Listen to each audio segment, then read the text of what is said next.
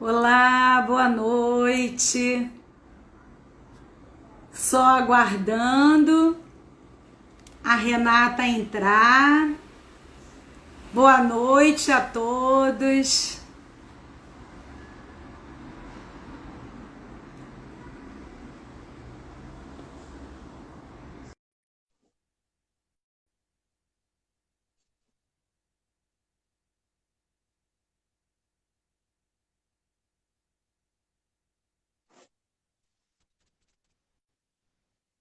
Oi, Rê. Já podemos compartilhar?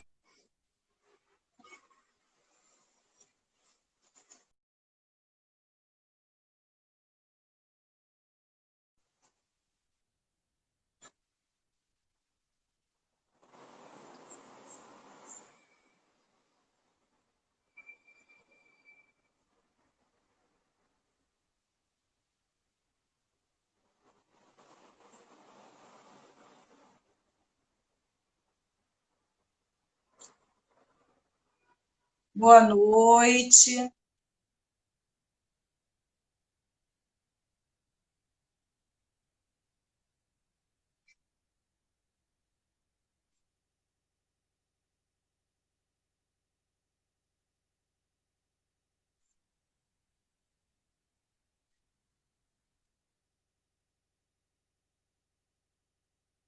Ok.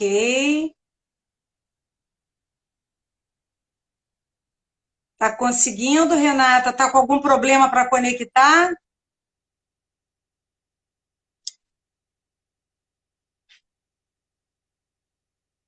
Boa noite, Renata.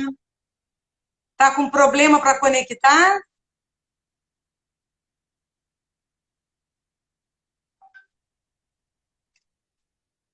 Deixa eu ver aqui se há algum problema para a conexão da Renata.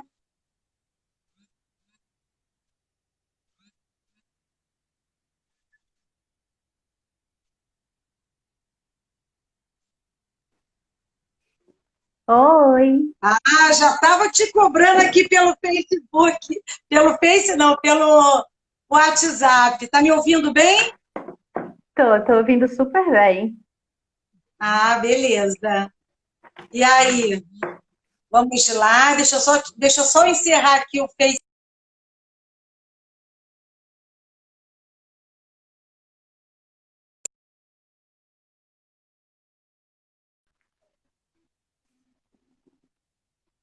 Tô direitinho. E aí? Vamos esperar mais um pouquinho para as pessoas poderem chegar, para a gente poder começar o nosso tema.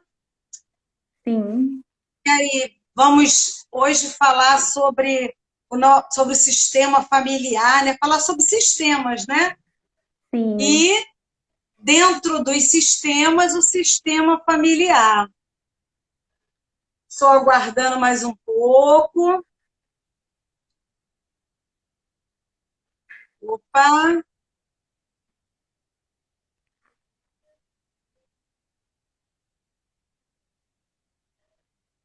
Oi! Seja bem-vinda, a Fátima. Aguardando mais um pouquinho.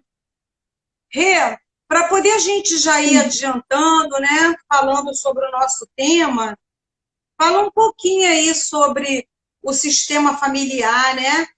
Vamos dando uma introdução por respeito a quem já está aí, né? A gente já teve um Sim. problema que a gente acabou atrasando um pouquinho, né?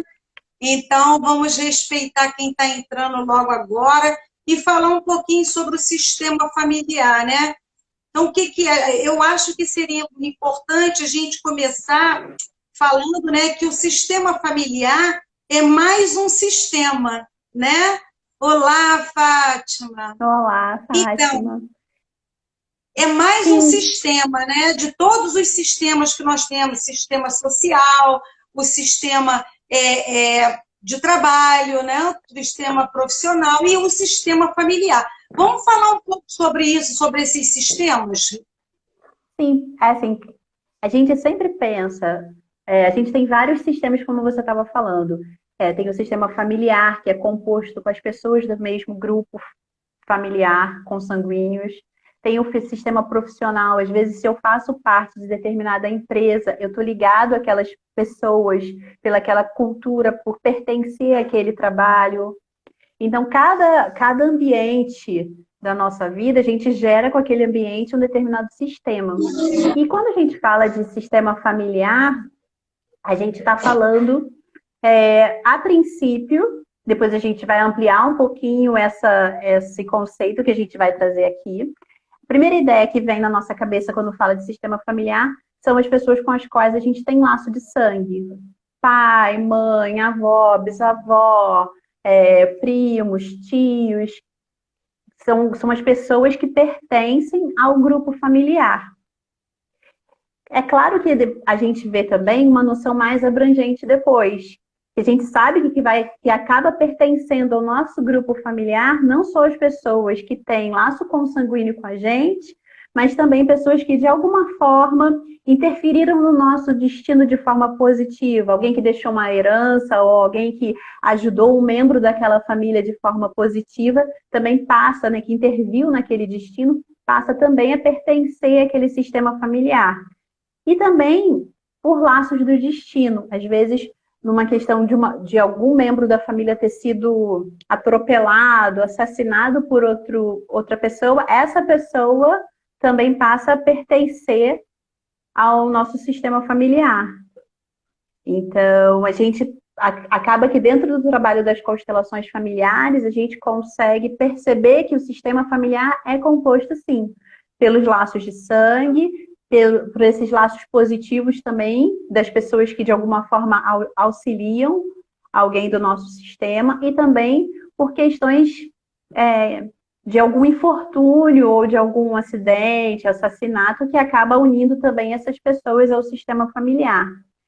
E a gente tem, quando a gente pensa no trabalho do Bert, ele fala um pouco sobre isso, né? Que são as leis do pertencimento. As 3 leis ou ordens, né?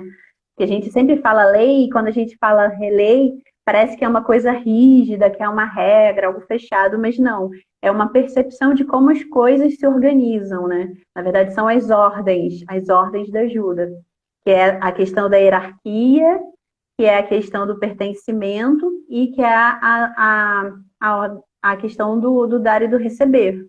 Que a gente encontra isso dentro de um sistema familiar e dentro de toda relação. E o Bert fala um pouco isso, né? Para uma relação dar certo, a gente tem que ter essas leis em equilíbrio.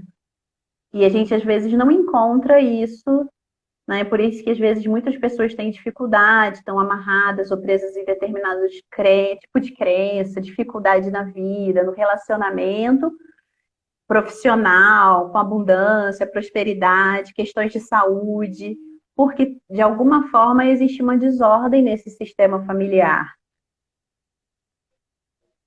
Certo. É muito importante, né? Tudo isso que você está falando, né, Rê? Por quê? Sim. Porque o sistema, né? Nós sabemos que sistema é uma reunião de pessoas, né? Uma reunião de interesses, né? Quando várias pessoas coexistem, cria-se os sistemas. Mas é muito importante a gente destacar que o sistema familiar é o único do qual você não pode sair, né? Sim. Você pode sair do sistema social, você pode sair do sistema profissional. Eu não quero mais continuar trabalhando naquela empresa, então eu vou partir para outra empresa. Eu não quero mais ter essa profissão. Eu quero ou ampliar ou então sair desta profissão. Eu posso sair daquele sistema da psicologia, do direito, da fisioterapia, da pedagogia e ir para um novo sistema, né? Um novo sistema totalmente diferente daquele aonde eu estava anteriormente. Eu estou numa religião, sou espírita e resolvo ser budista. ou você é evangélica, enfim, todos os sistemas, né? De todos os sistemas, nós podemos ficar durante um período e depois sair. Mas o sistema familiar, isso não existe, né? No sistema familiar, com vínculo consanguíneo, isso não existe. Por quê? Porque está tudo ali gravadinho no nosso DNA, né? E com o sistema profissional e o sistema social, não há vínculo de DNA, mas com o sistema familiar existe o vínculo consanguíneo, que é mais forte do que tudo. E é nesse sistema familiar aonde ocorrem as identificações, os emaranhados, né? Nos sistemas profissionais, no sistema social, pode até ocorrer os traumas, né? Ocorrem traumas porque um colega implica com você, aí vai despertar algo que já existe dentro de você, mas dentro do sistema familiar, não. No sistema familiar, tudo está ali dentro, né? E o que acontece? Quando é que vai haver o desequilíbrio dentro do sistema familiar, onde as pessoas vão precisar das terapias, vão precisar do auxílio, da ajuda de quem está fora? No momento em que, como você mesmo falou, se quebra uma dessas ordens que Bert Helling colocou, que é a ordem do pertencimento, da hierarquia e o do dar e receber. E aí, vamos lá. Seria interessante se você abordasse agora um pouco, Rê, sobre essa questão do sistema, da ausência de posicionamento no sistema familiar. Quais são as consequências de alguém que não está bem posicionado no seu lugar de filha, ou no seu lugar de irmão, ou no seu lugar de sobrinho? Como é que isso, o que essa desordem pode provocar? Sim, antes só de falar um pouquinho sobre isso, dessa questão da desordem do posicionamento, quando você começou a falar, você me lembrou de uma coisa muito importante. Por exemplo, o sistema profissional, como você falou mesmo, a gente pode sair dele. A família é a única que a gente não tem como sair, deixar de pertencer. E o que a gente vê é que quando isso, de alguma forma, ocorre, tem um membro da família que eu não me relaciono bem, eu quero excluir ele da minha vida. Isso não é possível. E quando existe essa coisa dos excluídos, da tentativa de exclusão de algum membro, porque ou a família acha que ele não deve pertencer, ou por alguma questão maior, você acaba tendo as identificações que você falou, ou seja, alguém mais à frente naquela geração vai se identificar com aquela pessoa que foi excluída para que aquele membro seja relembrado e seja novamente incluído. Então, realmente, esse laço é um laço muito maior do que a gente pode, né, perceber e entender. E sobre a questão do posicionamento, a gente vê isso. Dentro da família, os pais dão e os filhos recebem. Os pais são maiores e os filhos são os menores, são pequenos em termos da hierarquia. E aí o que a gente vê? A gente vê, às vezes, dentro de um relacionamento entre pais e filhos, os filhos, quando se tornam maiores que os pais, quanto isso é ruim para eles, o quanto é difícil, o quanto a gente encontra a dificuldade desse filho, às vezes, de ir para a vida, desse filho, às vezes, estar ali emaranhado na história também, no relacionamento, em vez dele estar no lugar dele como filho, ele está posicionado entre o relacionamento da mãe e do pai. Aí, quando ele vai para vai para a vida adulta, como essa pessoa tem dificuldade de ir de se relacionar, de ter um bom relacionamento, porque ele ainda está ali no conflito que existia entre o pai e a mãe. Deixa eu te fazer uma pergunta que eu acho importante, só para poder esclarecer as pessoas. O que é isso do filho estar maior do que os pais? Porque quem não tem um conhecimento profundo da constelação, e a gente chega e coloca, o filho está acima, o pai é grande, a mãe é grande, o filho é pequeno. O que é isso, pai e mãe ser grande? O que é isso, o filho ser pequeno? E o que é o filho querer ser mais do que o pai, do que a mãe? Explica isso numa linguagem fácil para as pessoas poderem entender o que significa isso para a gente constelador. Parece óbvio, mas quando a gente fala, os pais são grandes, os pais dão a vida.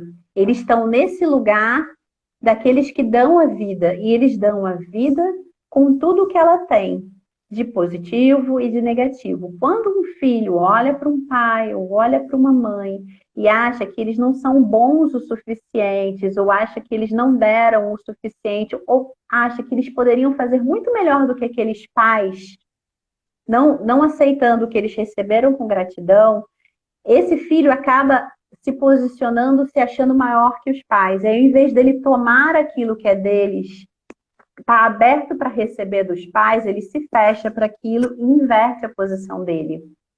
Consegui ser clara ou ainda não? Conseguiu sim, claro.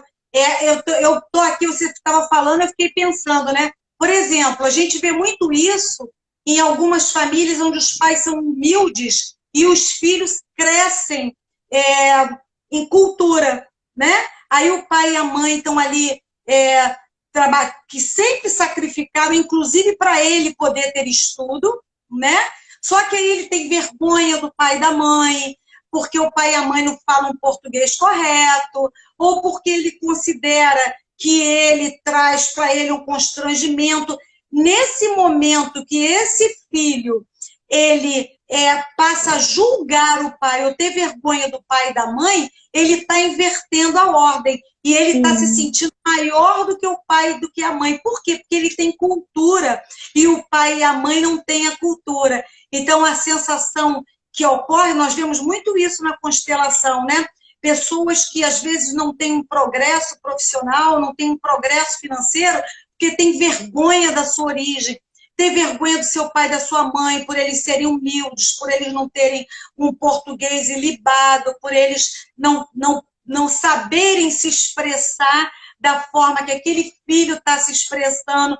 Então, nesse momento, eu acho que vem um dos grandes emaranhados, né? Que é quando os filhos se colocam acima dos pais. Eu sei mais do que meu pai, do que da minha mãe, né? E, na verdade, ele sabe até mais do que o pai e a mãe. Só que isso não significa que ele seja maior que o pai e a mãe, mas sim que ele adquiriu, graças a esse pai e essa mãe que trouxe ele à vida. O sacrifício desse pai e dessa mãe. Exatamente. Então, isso aí é uma coisa que é muito interessante, porque a gente vê isso acontecer demais dentro das pessoas que buscam, né, por dificuldade financeira, por crescimento, porque se coloca na posição superior ao pai e à mãe, né? E aí ele se torna grande, né? Se torna maior que o pai e que a mãe, e na verdade isso não existe. E é bom também a gente destacar que o termo pai e mãe ser grande é porque ele deu o que nós temos de maior, de mais importante, que é a nossa vida, né?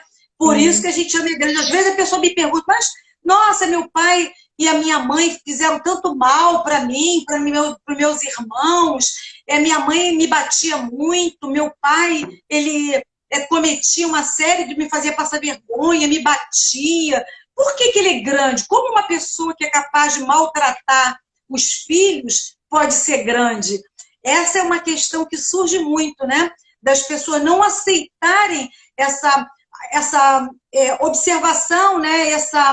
Esse título, né, que Bert Hellinger deu para o pai e a mãe, né, de grande, porque fala como grande, um grande que maltrata, um grande que faz mal, né, que me fez muito mal, mas não é isso. A grandeza do pai e da mãe está no fato deles terem dado a vida, independente de que sejam, independente de serem cultos, independente deles não terem capacidade, independente dos abusos, independente dos maus tratos, independente de tudo isso, pai e mãe são grandes porque deram a vida. Essa é a expressão, deram aquilo que ninguém poderia dar para a gente, que foi a vida e uma oportunidade da gente estar aqui, né? Agora, Rê, fala um pouquinho agora sobre a questão aí da hierarquia, porque as pessoas também têm uma dificuldade de falar assim, como é a hierarquia? A segunda mulher principalmente em relações Exato. afetivas, né? A pessoa fala, como assim? Ele dá eu tenho que os filhos do primeiro casamento do meu marido são mais importantes do que o meu? Os meus, a gente fala, não, não é assim. Nós não estamos falando em prioridade. Fala sobre essa questão de hierarquia. De hierarquia. Dentro da família é mais claro, né? Dentro do núcleo familiar, o pai e a mãe são maiores, e aí vem os irmãos, o primeiro filho, o segundo filho, o terceiro filho, nessa ordem. Quando a gente vai para dentro de um relacionamento amoroso, a gente sabe que o homem e a mulher, eles estão no mesmo grau de hierarquia, e aí por isso que muitas das vezes a gente fala sobre a questão do dar e receber, tá equilibrado principalmente dentro das relações amorosas, porque na relação entre pai e mãe, esse dar e receber não se equilibra. Porque o que a gente recebe do pai, da mãe, que é a vida, que é essa possibilidade daqui, a gente não tem como devolver. Por mais que um filho faça por seus pais, ele não tem como devolver a vida aos pais. Ele pode, sim, dar tudo o que recebeu quando tem seus filhos e ele passa essa vida à frente. Dentro do relacionamento amoroso, esse dar e receber, ele tem que estar em equilíbrio. E aí a gente até fala da questão do tripé do relacionamento amoroso, que é o casal tem que ter a questão do sexo, né? Isso faz parte do relacionamento amoroso. O amor, que é o companheirismo, que é a amizade, que é a cumplicidade e o propósito de vida. Então, o casal tem que estar olhando para esses 3 pontos. Às vezes, assim, o sexo está ok, o companheirismo tá bom, mas cada um quer ir para um lado, eles já não querem construir a mesma coisa.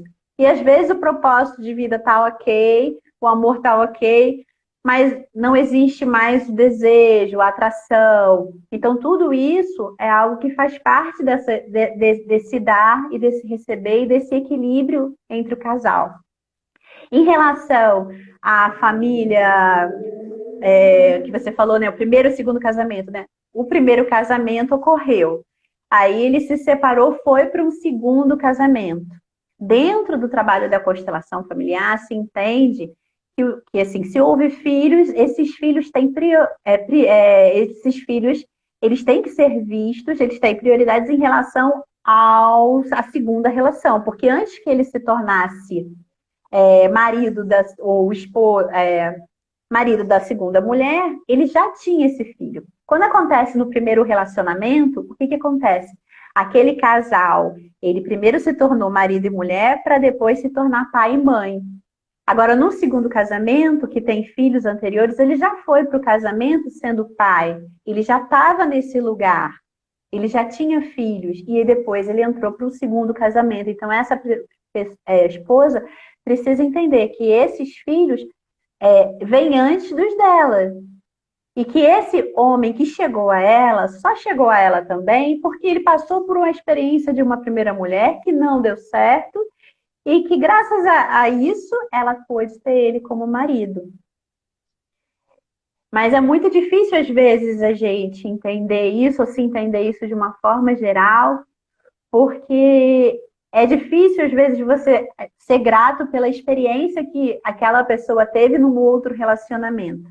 Muitas pessoas querem excluir os ex-cônjuges por diversos motivos e não considerar que aquilo fez parte da caminhada da pessoa ou não considerar que eles foram importantes, sim, para o crescimento e para o amadurecimento e para que estivessem prontos para uma outra relação. Então, aí está escrito aí, quando o filho fala para os pais, eu não pedi para nascer. A Osmara está aqui perguntando a questão dos filhos, do filho que fala para o pai que pediu para não nascer. E você tem alguma coisa a dizer, amiga? Olha, eu acho isso super interessante, né? Isso aí, Osmara, é uma nítida exclusão, né? Porque, na verdade, se um filho fala para um pai, porque normalmente quando o pai vai reclamar de alguma coisa, né, na conduta dele, que provavelmente já está espelhado com alguém, já está emaranhado com alguém do sistema, a primeira coisa que o filho fala é: eu não pedi para nascer. Eu já vi pai devolver de uma forma muito forte, né? Tá, você não pediu para nascer, mas eu também não sabia que seria você. Isso é terrível, é muito forte. Mas eu já vi esse tipo de choque de resposta que veio a mexer no sistema. Por quê? Eu acho que quando um filho diz para o pai que não pediu para nascer, é porque ele está muito insatisfeito com aquele pai ou com aquela mãe, né? Há uma insatisfação. Então, dentro da minha visão, dentro do meu sentimento, esse filho está dizendo assim, olha, eu estou aqui por algo muito maior do que a minha presença física. É como se ele falasse, olha só, eu estou aqui representando alguém. Não fui eu que pedi para nascer. Você vai ter que trabalhar isso comigo. Você vai ter que olhar para mim. Você vai ter que me incluir. Porque eu estou aqui, eu pertenço. Né? Isso aí é uma observação muito minha, tá?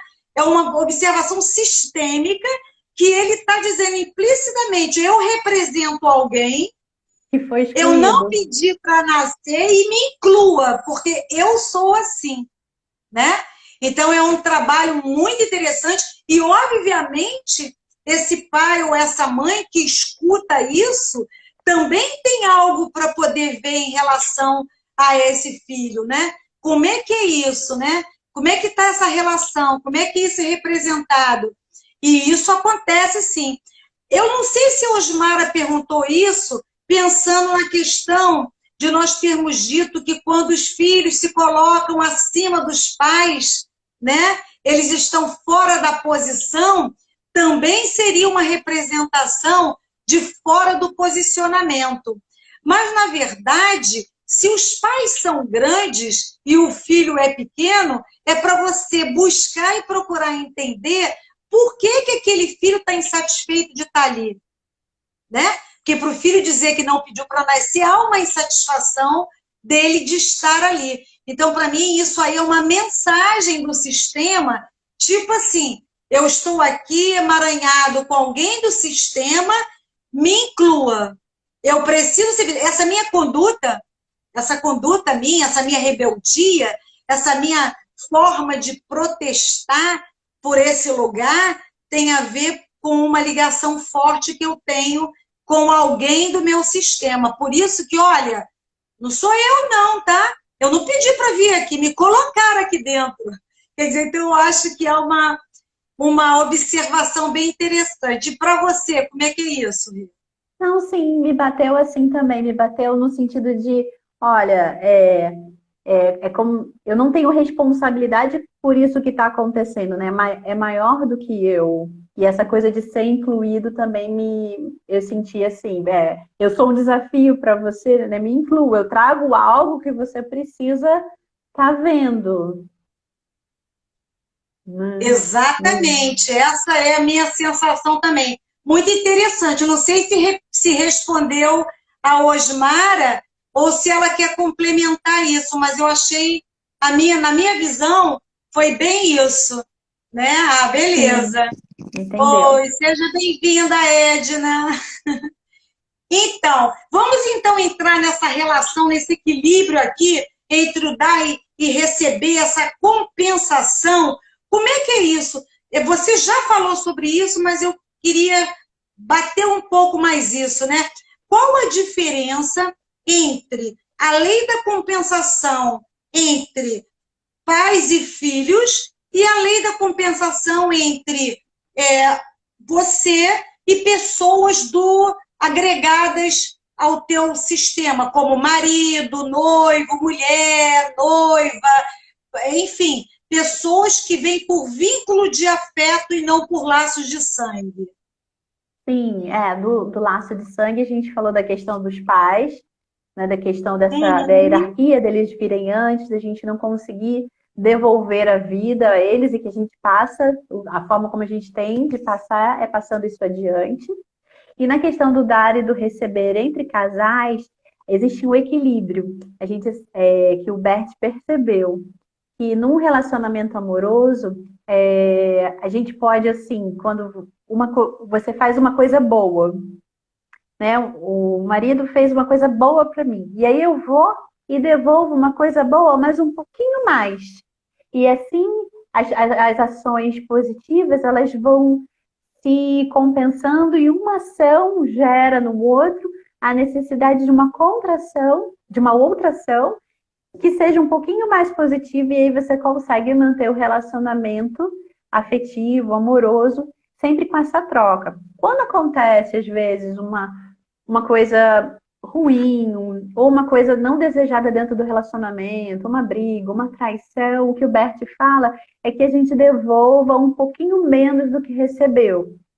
Às vezes, no relacionamento amoroso, se a pessoa não devolve nada, e aí esse devolver precisa ser lido amplamente. Não é devolver, às vezes, na mesma moeda, mas numa conversa, ou até mesmo numa ação. Se você não devolve, você fica no lugar da vítima. Se o outro faz algo ruim dentro do casamento, que você julga ruim, ou que você não gostou, ou que você se sentiu traída, que aquilo te feriu, e você fica naquele lugar e fica dentro daquela relação, provavelmente a pessoa vai ficar com muita raiva, quem foi traído vai ficar com muita raiva, e vai, de alguma forma, começar a minar aquilo. É melhor que retribua de uma forma menor aquele mal, e isso vai se equiparando. Porque muitas vezes você vê a mulher que atura um homem que trai a vida inteira, e o quanto ela se vitimiza. Ou enquanto também, às vezes, aquela traição perpetua e um belo dia a pessoa vai embora, porque ela não aguenta mais aquilo e a única forma que ela vê de se liberar daquilo é rompendo com aquele laço.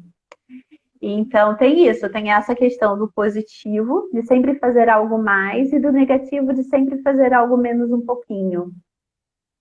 Uhum. E de Sim. encontrar essa mão, né? Porque isso tudo é na teoria, na prática, só a pessoa que está sabendo é que pode perceber o quanto ela precisa fazer para manter essa relação equilibrada. E o quanto às vezes não tem mais nada para ser feito, e o melhor que ela pode fazer é realmente sair dessa relação com a autoestima dela preservada, com o amor próprio preservado, com respeito a si mesmo. Né? Uhum. Nós temos aí, né, dentro desses laços, né? Eu estou falando que eu fiz um apontamento aqui, que você já falou, mas que eu acho interessante a gente bater também, que esses outros dois laços que ligam o sistema familiar, né? Que é muito interessante, que é os vínculos com pessoas que juntam algo ao nosso destino, como herança, né?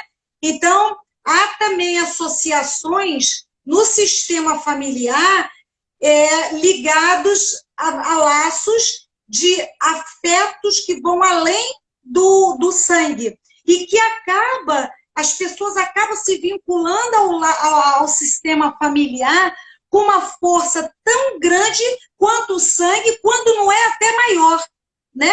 Como, por exemplo, nas adoções, né? Que você a pessoa é adotada e ela entra naquela família como adotado, e o amor e a ligação dela com aquele pai, com aquela mãe, às vezes a identificação também é até muito maior do que os filhos do próprio sangue, né?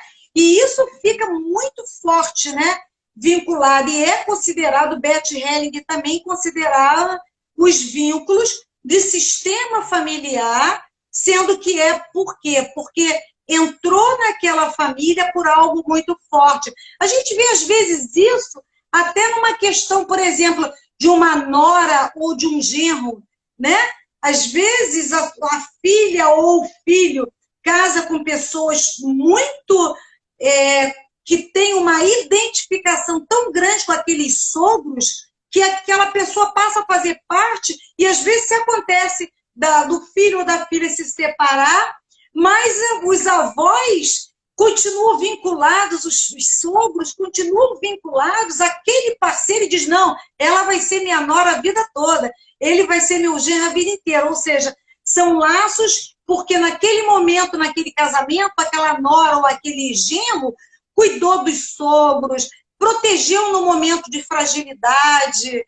Sim. trouxe para eles ensinamentos que às vezes foi negados até por alguma razão, e aqui é importante frisar que não há julgamento, mas que foi negado até pelo próprio filho.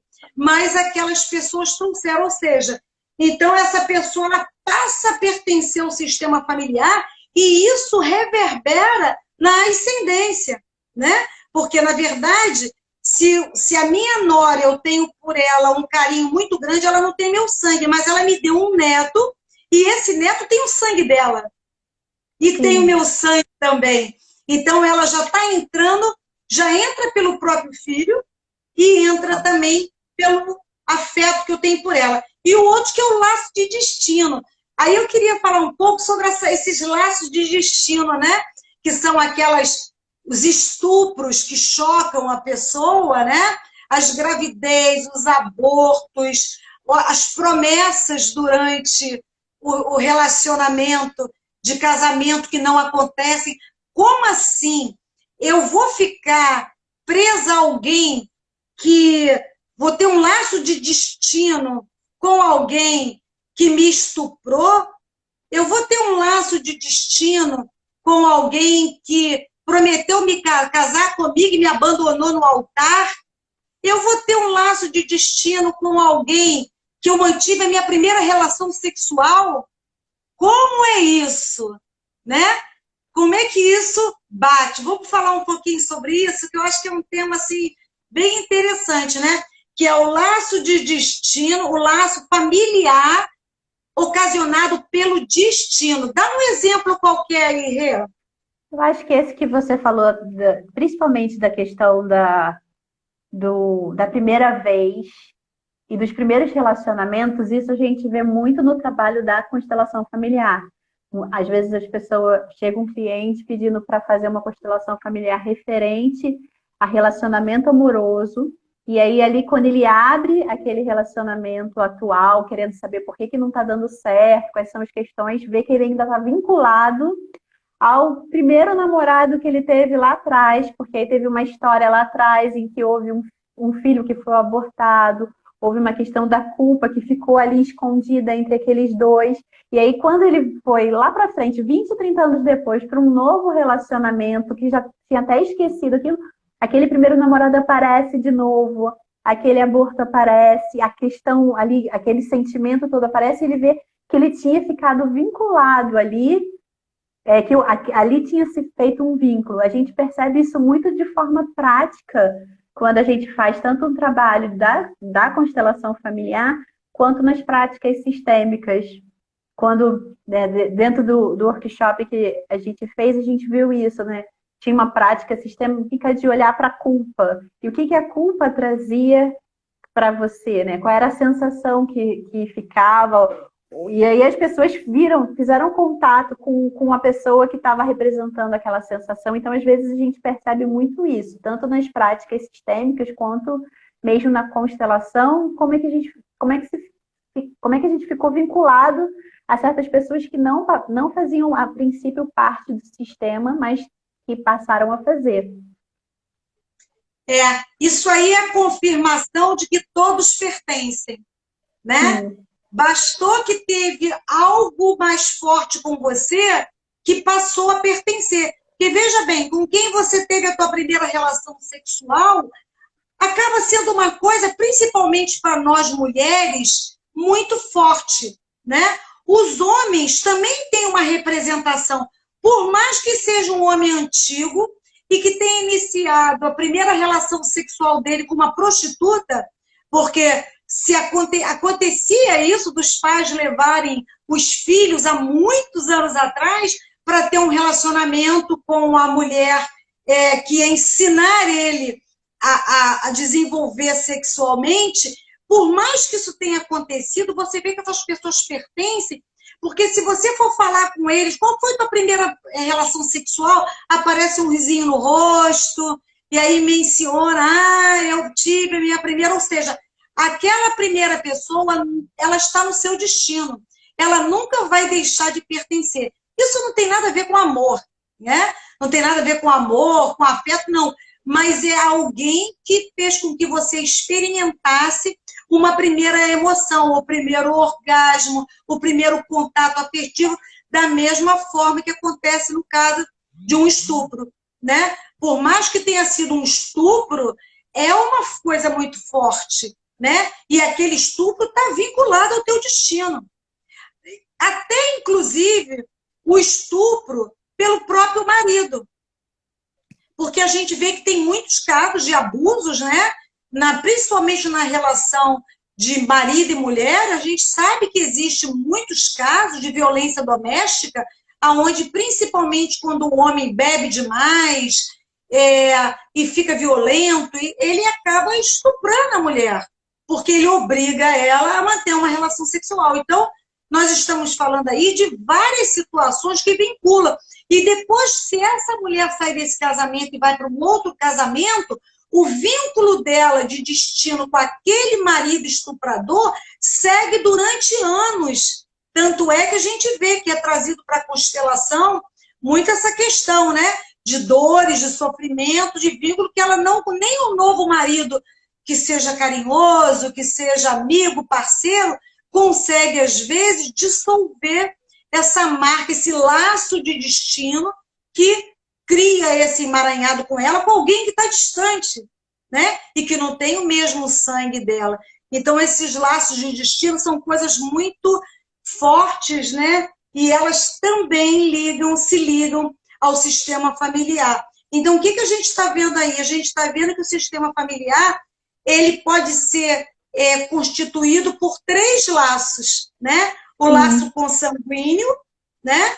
Aquele laço de destino, que é por essas questões que a gente chama sempre de coisas assim mais fortes, mais dolorosas, e porque, de alguma forma, aquela pessoa contribuiu para aquela família, para que ela pudesse, né? Para que ela pudesse crescer, né? Tem gente que, por exemplo, contribui sustentando uma pessoa, pagando faculdade, né? Às vezes um grande amigo do pai ou da mãe que tem condições financeiras paga durante anos a faculdade do filho daquele grande amigo. E isso cria uma ligação, porque você nunca mais esquece, né? Está vinculado o teu sucesso à atitude daquela pessoa, né? Então, eu acho que nós falamos basicamente tudo sobre o sistema familiar e acho que seria interessante a gente aproveitar a oportunidade, né, de colocar sobre o grupo, sobre o workshop de práticas sistêmicas, porque o que acontece, o que nós queremos colocar? Eu e Rê vamos facilitar um workshop de práticas sistêmicas agora no mês de setembro. E qual é o objetivo desse workshop? É trabalhar todas as questões que nos incomodam através de dinâmicas sistêmicas. Então, nesse workshop, as pessoas vão aprender, em primeiro lugar, antes de aprender, as pessoas vão ir de encontro com as raízes das suas questões, né? Ansiedade, depressão, medo, trauma, angústias, enfim, dificuldade de prosperidade, dificuldade em relacionamento. Todos nós temos problemas, nem as facilitadoras estão livres desses problemas, né? Então, o que nós vamos fazer? Nós vamos trabalhar com dinâmicas sistêmicas, formando grupos de pessoas para poder representar questões dos seus sistemas, né? Questões dos seus problemas. E percebendo isso, indo à raiz, nós vamos trabalhar através de visualizações e de exercícios esses que vão ser ensinados para que as pessoas possam dar continuidade nesses exercícios nas suas casas, diante de problemas, diante de questões do dia a dia, enfim. Vai ser a nossa intenção é trabalhar isso para que ajude a você não depender tanto do outro, né?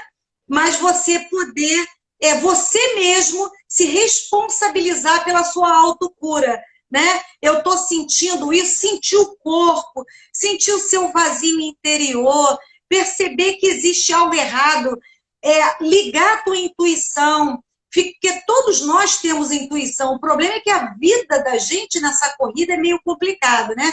E isso vai acontecer em quatro encontros no mês de setembro, num total de 10 horas de workshops, toda quarta-feira, de 19h30 a 21h30.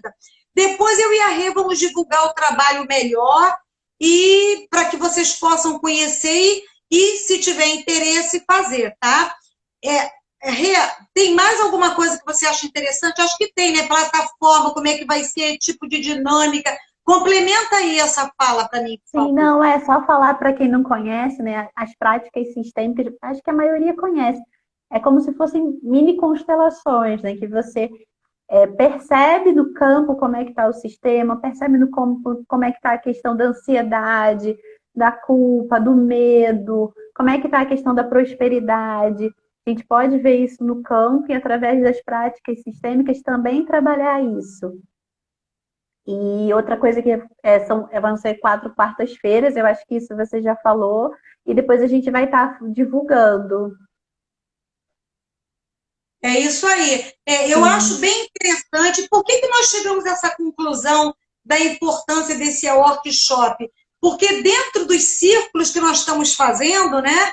Nós estamos fazendo a cada 15 dias um círculo de constelação familiar online. E a gente percebeu nesses círculos, né? O quanto é importante essas mini constelações que vai ajudando as pessoas a se reposicionarem dentro do sistema familiar delas, né? sim. Se Deus quiser, lá para o final do ano isso vai ser presencial, né? Quando a gente Uhum. sair dessa fase aí, a gente vai conseguir organizar isso de forma presencial. Infelizmente, agora ainda está complicado a gente reunir um número maior de pessoas, né? Presencial. Então, realmente, só dá online. E era até interessante, a gente convida todos aqui presentes também, né? Para poder participar. A gente já tem aqui vários colegas que participam, né? Dos encontros. Nós vamos manter esses círculos, tá, gente? De 15 em 15 dias, um evento totalmente gratuito, um evento de 2 horas, onde a gente cada semana vai trabalhar um tema. Agora, nessa sexta-feira, dia 4, o É tema vai ser relacionamento. relacionamentos familiares e amorosos. As práticas sistêmicas vão ser em cima do tema. E é isso, nós queremos divulgar o máximo possível a constelação para que as pessoas possam promover a sua própria cura. Sim, e só explicando a diferença, que a gente viu através das lives a necessidade, às vezes, de mostrar na prática o que era uma constelação. Aí a gente organizou esses encontros de 15 em 15 para poder mostrar para as pessoas que não conhecem constelação familiar como é que era uma constelação de bonecos, como é que é uma constelação na praia, de grupo, online. E o trabalho das quartas-feiras é mais um trabalho de realmente de aprofundamento nas suas questões pessoais, entrando mais a fundo. O trabalho das sextas é um trabalho mais da gente mostrar como é o trabalho da constelação familiar e trazer sobre um determinado tema para também não ficar tão abstrato, porque às vezes para a gente é algo que é óbvio, mas para quem está ouvindo, às vezes precisa levar para o concreto. Então, por isso que a gente fez esse grupo das sextas de 15 em 15. E às quartas-feiras a gente vai Gratidão. estar convidando a todos para esse mergulho mais profundo no nosso interior, no interior de cada um. Muito bem, é isso mesmo. E agora, para poder a gente, como a gente gosta muito, vamos fazer uma prática sistêmica para que todo mundo possa sair dessa live relaxados. Já que nós estamos falando em sistema familiar, vamos aproveitar a oportunidade para poder fazer uma prática de mergulho no nosso sistema familiar. Ok? Você quer conduzir, Rê? Amiga, hoje, se você quiser, pode conduzir. Então, tá bom, vamos lá. Eu vou pedir, então, vamos mergulhar lá no nosso interior, no interior do nosso interior, naquele lugar que só nós podemos ir, mais ninguém pode ir para nós, por nós, né? Entrar em contato com o que existe dentro de nós. Aí eu vou pedir a vocês, todo mundo, quem quiser participar, para fechar os olhos, inspirar profundamente, segurando o ar e soltando num ciclo de 7 respirações, inspirando, retendo, expirando, e outra vez, inspirando, retendo, expirando.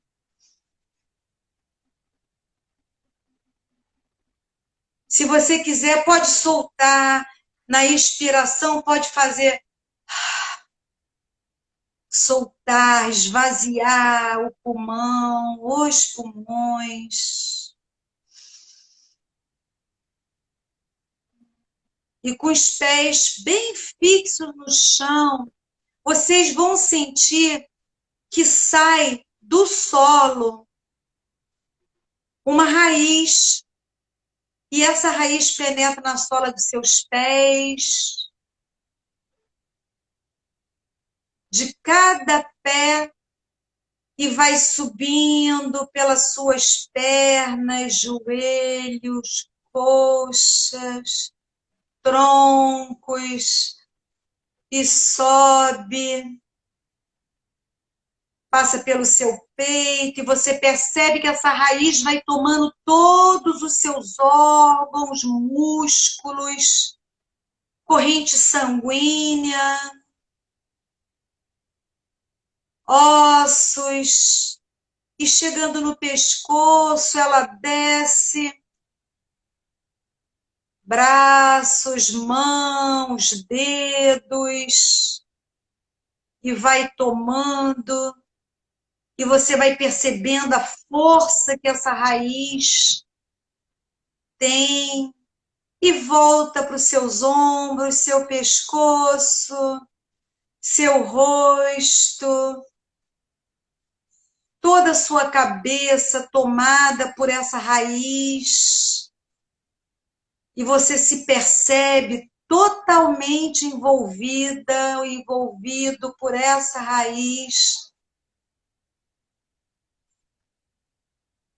E de repente você percebe que vem saindo, entrando pelo topo da sua cabeça uma luz dourada, e essa luz dourada, ela vai descendo e colorindo de dourado essa raiz forte, e vai descendo pela sua cabeça, pescoço, tronco, braços, volta e desce, e passa pela tua cintura, e desce pelas suas coxas, joelhos,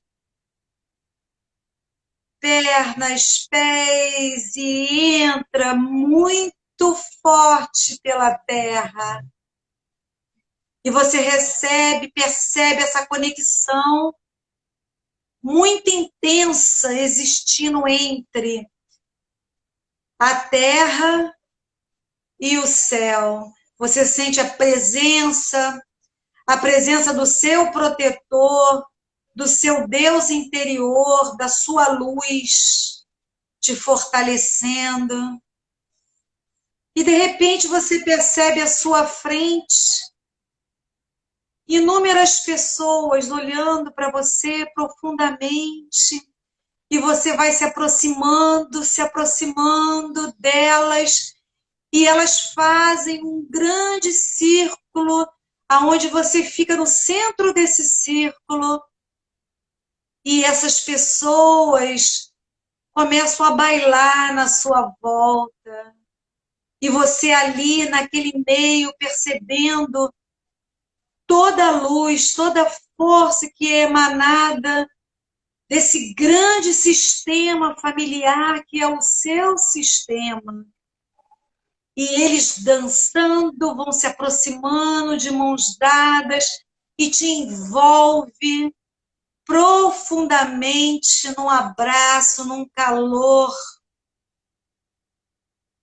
e você sente a presença de todos os seus ancestrais, seu pai, sua mãe, seus avós, maternos e paternos, todas as pessoas excluídas e incluídas dos seus sistemas, todos aqueles que um dia foram colocados de fora porque foram abortados, assassinados e tiveram um difícil destino que os excluíram, e eles vão entrando no seu sistema com o coração cheio de gratidão, porque você está incluindo todos os seus membros do seu sistema familiar, você está incluindo nesse momento no seu coração e no coração de todas as pessoas do seu sistema.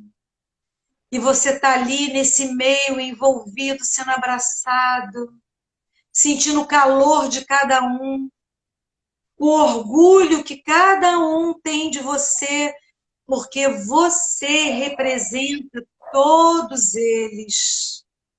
E você sente o amor vibrando dentro de você, e você agradece, agradece e agradece. Gratidão é a única coisa que você consegue dizer com a sua mente. Gratidão, gratidão, gratidão. E sentindo esse calor, esse amor, essa inclusão tão plena, tão perfeita, você respira e vai percebendo que eles vão se afastando, se afastando, se afastando, mas o perfume de cada um permanece no ambiente onde você se encontra. E respirando, inspirando e expirando, você vai pleno de gratidão, retornando, mexendo seus pés, seus dedos, mãos, virando a cabeça, soltando, percebendo a grandeza que existe dentro de você, o quanto você é perfeito, o quanto você é perfeita, o quanto tudo está certo exatamente do jeito que está. E no seu tempo, você volta para aqui e para agora. Muito bom. Namastê. Namastê, amiga. Muito bom. Ok. Foi muito bom. Muito bom. Uma viagem boa, né? Sim, com Eu certeza. ainda estou sentindo. Muito bom. Gratidão. Gratidão. Gratidão a todos que estiveram com a gente aqui hoje, compartilhando essa 1 horinha para a gente olhar para os nossos sistemas familiares, terminar com essa bela meditação que a Rosali nos trouxe, fazer conexão com isso. E é isso, gratidão, amiga, também por a gente estar podendo compartilhar esse momento. E a gente só tem a agradecer, né? Gratidão a todas vocês aqui presentes, a todos, tá? E é muito amor que a gente tem, né? Eu e a Rê, a gente traz aí uma história de muito amor, um desejo muito grande de poder compartilhar com vocês tudo aquilo que a gente aprende. A gente gosta também de ouvir o que vocês têm a dizer, né? Sim, Por com isso que a gente certeza. sempre fala, gente, se vocês tiverem dúvida, fala com a gente, manda as questões ali pelo nosso privado. Nós estamos aqui para servir a vocês, não custa nada não, é de graça, viu? É por amor. Olha, 20 segundos restantes. Gratidão